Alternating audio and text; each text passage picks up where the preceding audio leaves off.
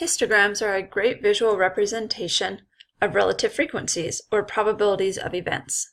We're going to take a look at a finite sample space for the experimentation of rolling 2 die.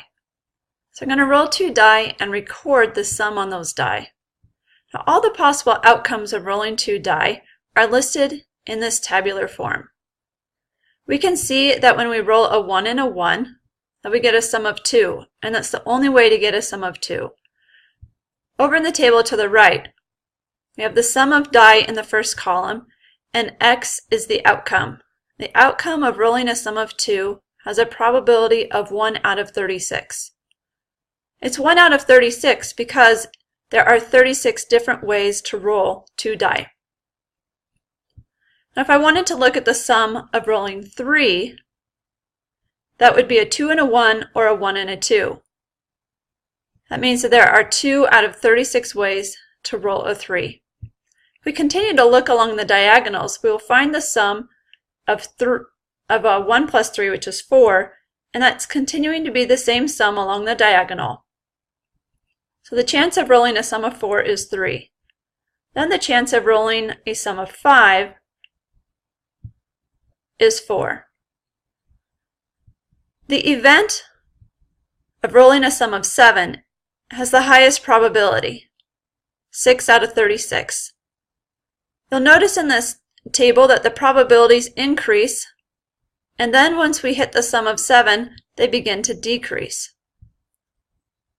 The histogram to the right is a pictorial way of representing those probabilities. We can in fact see that there's symmetry going on with the probabilities, or relative frequencies. This picture is called symmetric.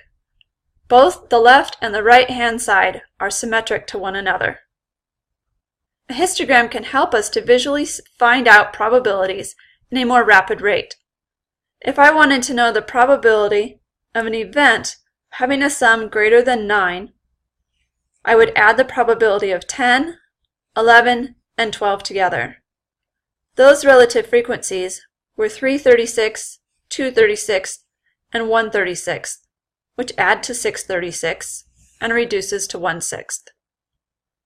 When you develop a histogram, one important piece to remember is that this is a finite sample space. All of the outcomes should be listed on the bottom. The bars lie right above and centered above the numbers. There'll be no spaces in between the bars unless a particular outcome has a probability of 0. Another feature of a histogram in relationship to relative frequencies and probabilities is that the area of all of these bars sums up to 1, because we know the sum of all of our events is 1.